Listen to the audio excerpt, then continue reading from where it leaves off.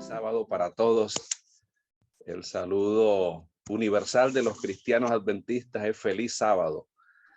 Dice la palabra de Dios, bienaventurado el hombre que hace esto y el hijo del hombre que lo abraza, que guarda el sábado de no profanarlo y que guarda su mano de hacer todo mal. Isaías 56:2.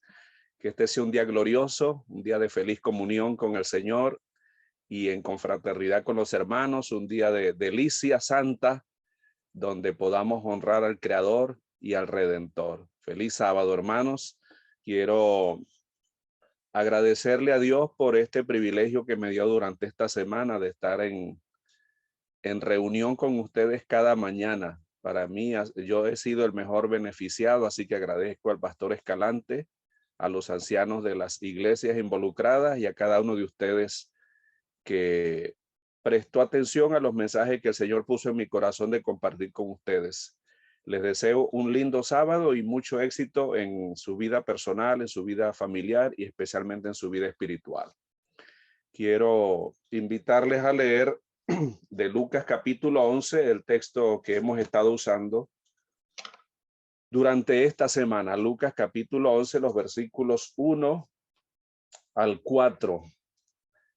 Aconteció que estaba Jesús orando en un lugar, y cuando terminó, uno de sus discípulos le dijo: Señor, enséñanos a orar, como también Juan enseñó a sus discípulos.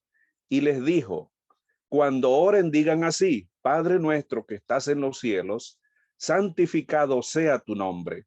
Venga tu reino, hágase tu voluntad como en el cielo, así también en la tierra. El pan nuestro de cada día, dánoslo hoy. Y perdónanos nuestros pecados, porque también nosotros perdonamos a todos los que nos deben. Y no nos metas en tentación, mas líbranos del mal. Inclinemos el rostro para orar. Eterno y buen Dios, en tu día santo, estamos aquí reunidos dándote honra, adoración y alabanza por las innumerables bendiciones que tú nos das, porque en medio de todas las adversidades que nos rodean, tu mano poderosa, tu presencia bendita ha estado con nosotros. Bendice, Señor, a cada hermano que está aquí conectado en esta reunión y permite que tu gracia, tu espíritu, al abrir tu palabra, nos conforte y nos motive a todos a una vida más fiel y consagrada. En el nombre de Jesús oramos. Amén. Amén. El ser humano tiene un problema muy serio, hermanos, más serio de lo que nos imaginamos y más grave de lo que a veces pensamos. Y ese problema no es económico, no se resuelve con cosas materiales. Y ese problema no es de salud, no se resuelve con vacunas. Y ese problema no es psicológico, o sea, no se resuelve con un psiquiatra, con un psicólogo. El problema del ser humano es espiritual.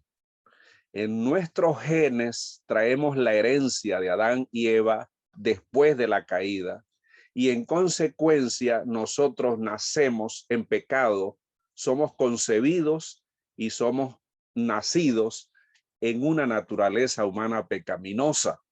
Yo dije ayer y lo repito hoy, todos tenemos una P de pecadores en la frente y el pecado tiene 3 P.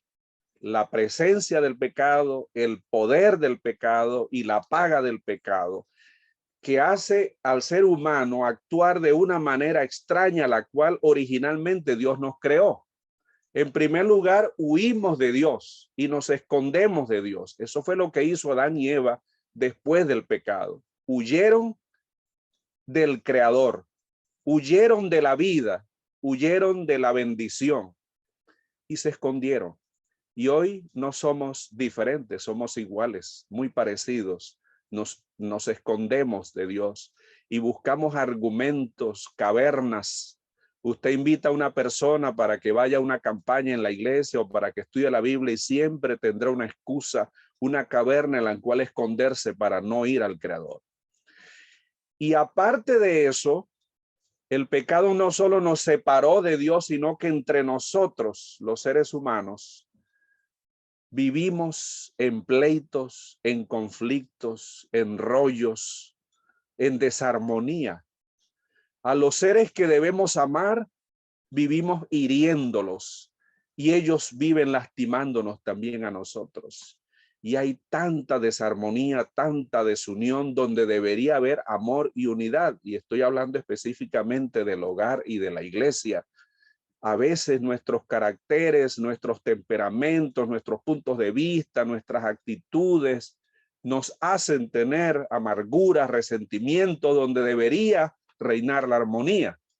Ahora, el Señor Jesucristo, y aquí es donde está lo grande de la gracia y la misericordia de Dios, vino a esta tierra y dice el Evangelio de Juan que Él no vino para condenar al mundo, sino para salvarlo. De tal manera nos amó Dios que ofrendó su vida a sí mismo en una cruz. Y en la cruz del Calvario, la expresión máxima del amor de Dios, el Señor estaba pagando el precio del pecado, de la condenación del pecado, porque sin derramamiento de sangre no podía haber perdón. Y yo quiero hablarles en estos minutos que tengo del perdón de Dios. Dice el Salmo 32:1, bienaventurado aquel cuya transgresión ha sido perdonada y cubierto su pecado. Dios nos perdona, Dios nos libera, Dios nos sana, Dios pagó el precio del pecado y nos libera de la presencia del pecado, nos libera del poder del pecado en nuestra vida y nos libera de la paga del pecado, que es la muerte, porque ya Él murió en nuestro lugar. Y hay dos errores que podemos cometer los seres humanos cuando hablamos del perdón. Uno es jugar con la gracia de Dios y decir, bueno, Dios a fin y al cabo me va a perdonar cualquier pecado y yo reincido y hago lo mismo y hago lo mismo. Es decir, al fin de cuentas Dios me va a perdonar. Y no hay duda de que mientras haya vida y haya arrepentimiento genuino, el Señor nos va a perdonar. Pero deberíamos entender que cuando el Señor obra en nosotros el perdón, Él quiere también separarnos de aquello que nos hizo daño o que nos hace daño y que nos llevó a la cruz arrepentido. Y el otro extremo o error es pensar que somos tan miserables e indignos de que no tenemos opción para la misericordia y el perdón de Dios. Y Satanás es especialista en meternos en la cabeza esa idea. Yo estaba en mi país cruzando un río de un lado al otro, un río grande, inmenso, e íbamos en una embarcación donde iban muchos pasajeros. Yo llevaba una camiseta con el logo de los jóvenes adventistas en el pecho y yo veía a una persona que estaba al frente que no me quitaba la vista de decirme que miraba mi playera y se acercó a mí y me dijo, ¿usted es adventista del séptimo día? Y yo le dije, sí, mucho gusto. Y él me dijo, yo fui adventista por muchos años, pero ya tengo más de 5 años que me separé de Dios y de la iglesia. Y hablaba con aquella sinceridad y naturaleza. Y yo le dije, ¿qué pasó, mi hermano? Y me dijo, es que yo me cansé de ser hipócrita. Y como yo sabía que me iba a perder, a fin de cuentas, para perderme en la iglesia, mejor me perdí en el mundo. Así que ahora yo hago lo que no podía hacer mientras estuve como miembro de la iglesia. Y comenzó a hablarme de todas aquellas cosas perversas que ahora podía hacer. Y yo le dije, hermano, ¿y quién sembró esa idea en tu cabeza? ¿Quién te dijo que te ibas a perder? Porque todo aquel que él cree no se pierde, no se corrompe, no se destruye, sino que tiene vida eterna. El enemigo se encarga de hacernos ver tan indignos y miserables que no somos merecedores del perdón de Dios. Hermanos, que nunca pase en nuestra mente ninguno de esos pensamientos. Ahora, cuando el Señor Jesús nos perdona con su sangre gloriosa, porque si alguno comete pecado, dice, abogado tenemos para con el Padre, y su sangre gloriosa nos limpia de todo pecado. Él entonces también nos reconcilia los unos a los otros. Cristo vino a reconciliarnos con Dios y a reconciliarnos con los hermanos. La cruz tiene una madera vertical y una madera horizontal donde Jesús fue clavado. Entonces Cristo nos reconcilia verticalmente con el Padre, pero también quiere que vivamos en armonía con los hermanos, con la familia, con los seres humanos que nos rodean. ¿Y qué si nos ofenden? ¿Y qué si nos traicionan? ¿Y qué si nos humillan? ¿Y qué si nos hieren profundamente? Entonces simplemente le voy a decir, te perdono y ya. Bueno, las Sagradas Escrituras dice así, Efesios 4:32, antes dice, sed benignos unos con otros, misericordiosos, perdonándoos unos a otros como también os perdonó a vosotros en Cristo. El perdón que el Señor nos da tiene una implicación de paz, de gozo, de liberación, pero también de reconciliación con el hermano. Cuando el Señor Jesús nos dice que oremos, perdónanos nuestros pecados, como también nosotros perdonamos a los que nos deben, según dice Lucas 11:4. Entonces nosotros debemos tener en cuenta que el perdón que Dios nos da va relacionado con el perdón que nosotros también debemos darle a nuestros semejantes. Porque si perdonáis a los hombres sus ofensas, Mateo 6:14, os perdonará también a vosotros vuestro Padre Celestial. Y el versículo 15 dice, pero si no perdonas a los hombres sus ofensas, tampoco vuestro Padre Celestial nos perdonará. O sea que si yo endurezco mi corazón para con aquel que me ofendió y guardo resentimiento, odio, amargura en mi corazón, en lugar de perdonarlo, entonces estoy reprimiendo la única vía por la cual Dios me puede perdonar. El que no perdona suprime el único conducto por el cual puede recibir la misericordia de Dios. No debemos pensar que a menos que confiesen su culpa, los que nos han hecho daño tenemos razón para perdonarlo. Si no me pide perdón, yo no lo perdono. Sin duda, ese es su deber, humillar sus corazones y confesar su pecado.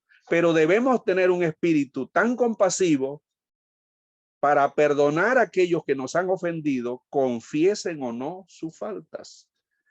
Durante toda mi vida yo he tenido mis batallas también con el perdón hacia mi prójimo.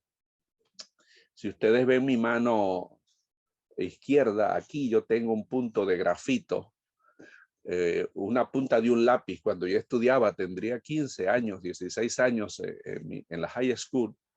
Mi mejor amigo me enterró, quiso como apuñalarme con el lápiz y yo me defendí, me enterró el lápiz ahí y nunca más se me salió ese pedazo de carbón de la punta del lápiz. Ahí quedó para toda la vida.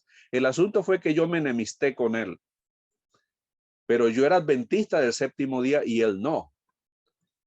Y bueno, llega el momento en que debemos tomar la cena del Señor y se supone que nadie debe tomar la cena indignamente. Y yo no me sentía cómodo. En ese entonces no habían celulares para mandar un texto. Así que yo hice una nota y con mi hermano se la mandé a ese amigo, que ya no era mi amigo, diciéndole, quiero que me perdones por lo que me hiciste, porque en realidad él me había agredido a mí, pero que también hay perdón por lo que me hiciste y también de mí hay pedirte perdón por si algo que te dije generó lo que me hiciste, etcétera. Algo así yo le escribí. El asunto es que él me respondió diciendo, no te preocupes, yo te perdono y también te pido perdón. Así que nos buscamos, nos reconciliamos.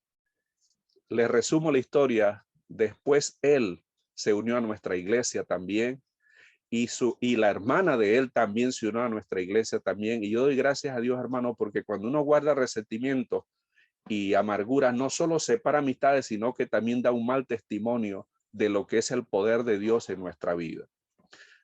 Cuando yo era conquistador, el director y el subdirector del club se pelearon y se disgustaron. Ellos eran nuestro ejemplo. Yo tendría como unos 12, 13 años, tal vez, no recuerdo. El asunto fue que un día el director me dice, mira, dile a fulano de tal, que era con el que él estaba enemistado, que quiero pedirle perdón. Yo no sé por qué él me escogió a mí. Y entonces yo voy y le digo, mira, William, el director, quiere que vayas a hablar con él y te quiere pedir perdón. Me dice, dile que vaya a freír espárragos. Esa fue la respuesta que me dio el subdirector. Dile que vaya a freír espárragos. Yo no entendía en ese entonces qué significa ir a freír espárragos, ¿no? Ahora lo entiendo. Simplemente le estaba diciendo, me importa un bledo lo que él esté diciendo, yo no lo voy a perdonar, ni no quiero arreglar cuentas. Los seres humanos que hemos sido perdonados por la gracia de Cristo no podemos actuar así. En Mateo 18 está la historia de un hombre que tenía una deuda que no podía pagar, pero que el amo, el acreedor, tuvo misericordia de él y lo perdonó. Pero después de que debía estar preso y que debía morir por su deuda, que había sido liberado de la carga de la deuda, se encuentra uno que le debía una cosilla muy pequeña comparada con lo que él había sido perdonado. Y le pidió que le pagara, y el otro le rogaba que tuviera misericordia y lo perdonara, y no lo quiso perdonar, lo estaba agarrando por el cuello para matarlo, cuando el otro vino y le dijo, ok, yo te perdoné, tú no eres capaz de perdonar, entonces te voy a lanzar al lugar donde hay lloro y crujir de dientes. El Señor Jesús en esa parábola nos está demostrando que si su gracia y su misericordia fue tan grande para morir la muerte eterna en la cruz del Calvario, la segunda muerte fue la que Cristo murió en la cruz. Él quiere que nosotros también aprendamos a perdonar. En Colosenses capítulo 3, versículo 13 dice, sopórtense unos a otros, perdónense y perdónense unos a otros si alguno tiene queja contra el otro, de la manera que Cristo nos perdonó, así también hacerlo vosotros. Hermanos queridos, a veces no es fácil. Cuando lastiman, cuando nos traiciona la confianza, cuando lastiman nuestros sentimientos, no es fácil. Es fácil decirlo, pero en la realidad no es tan fácil experimentarlo. Pedro le dijo a Jesús, ¿cuántas veces perdonaré a mi hermano que peque contra mí? ¿Hasta 7? Y el Señor Jesús le respondió, no te digo 7, sino 70 veces 7. Mateo 19, 21 al 23, al 22. Hermanos queridos, el Señor nos enseñó que el evangelio nos cambia verticalmente porque nos reconcilia con el Creador, que habíamos sido separados por causa del pecado y enemistados con él. Cristo vino a tender un puente de reconciliación, pero también nos enseña a perdonar y a reconciliarnos con nuestros semejantes. Les voy a dar algunas recomendaciones al respecto, hermanos. Número 1, acepta a las personas tal como son. No trates de cambiar a los demás. Acéptalo como es. Y no me refiero a lo físico, si es alto, bajito, si es gordo o flaco, si es orejón o con orejas normales. No, me refiero a aceptarlo como es, con todo, con sus virtudes y defectos. Porque si Dios me acepta a mí tal como soy, ¿quién soy yo para no aceptar a los demás tal como son? Y una vez estaba dirigiendo una campaña y llegó una visita, se sentó entre las primeras bancas y cuando yo decía, ¿alguien quiere leer este texto? Ella buscaba en una Biblia grande que tenía y lo leía. Andaba con una minifalda, andaba ataviada con joyas y a la salida le dije, gracias por leer los textos bíblicos y gracias por venir, te espero mañana. Y me dijo, sí, mañana vuelvo, pero la hermana que venía detrás se me acercó al oído y me dijo, tenga cuidado con esa víbora, usted no sabe quién es. Y esa frase me incomodó un poco y le dije, hermana, explíqueme. Me dice, no, si usted supiera quién es esa mujer. Y comenzó a hablarme mal de ella. Y yo le dije, hermana, pero de eso se trata el evangelio. El evangelio es para todos los seres humanos. Nosotros no debemos juzgar a nadie. Entonces, acepta a las personas como son. Número 2, trátalas como Dios nos trata a nosotros. Tratemos a los demás practicando la regla de oro. Todas las cosas que querramos que nos hagan, entonces hagámoslas nosotros con las demás personas. Número 3, respeta. El respeto es un principio importante. Respeta a esa persona, respeta sus opiniones, respeta sus reacciones. Número 4, tolera, soporta. El vínculo de la paz del cual habla el Señor en Efesios 4 a través de Pablo nos dice que debemos nosotros soportándonos unos a otros en amor, en el vínculo de la paz. Tenemos que tolerarnos y soportarnos. Y eso comienza en el matrimonio. Y eso involucra a los hijos, involucra a los padres, involucra en nuestro trabajo a los compañeros, a los patrones, involucra en nuestra iglesia a todos los hermanos. Debemos nosotros aprender a tolerarnos y a soportarnos. Y en esa tolerancia y en ese soportar vamos creciendo en amor y en paciencia, como Dios también nos soporta y nos tiene una inmensa paciencia, hermanos, a nosotros. Y cuando alguien comete un error o nosotros cometámoslo, tengamos la nobleza, la humildad de ir y pedir perdón. Yo recuerdo una vez que tuve una discusión con una hermana, habíamos tenido una junta administrativa, la hermana había sido, la hija de la hermana había sido disciplinada y esa hermana salió muy enojada, muy llena de coraje, de furia y me insultó. Y a mí se me salió el indio que yo tengo por dentro también y yo le dije, hermano, ¿y usted por qué me está insultando? Y la insulté también, sin groserías, pero la insulté también. Pero yo no me sentía cómodo y esa noche, como a la medianoche, yo no iba a dormir, ni iba a dormir bien. Entonces le dije a mi esposa, vamos a la casa de la familia y vamos a arreglar cuentas. Y ella tampoco podía dormir porque cuando estamos en la esfera del Espíritu Santo, Dios conoce nuestro corazón y trabaja en nuestro corazón. Le ablandó el corazón a ella y me ablandó mi corazón. Nos pedimos perdón, nos abrazamos, oramos y así se arreglan los cristianos, hermanos. No se ponga el sol sobre vuestro enojo. Necesitamos nosotros arreglar cuentas si queremos ser dignos de la gracia y la misericordia de Dios. ¿Qué Dios como tú, que perdonas la maldad y olvidas el pecado del remanente de su heredad, no retuvo para siempre su enojo, sino que se deleita en misericordia? Él pues echará a lo profundo del mar todos nuestros pecados. Miqueas 7, 18 y 19. Ese es el Dios en el cual creemos, un Dios de misericordia. Y la razón por la cual Cristo no ha venido es porque está esperando que todos se arrepientan y procedan al arrepentimiento, incluyendo sus familiares, mis amigos.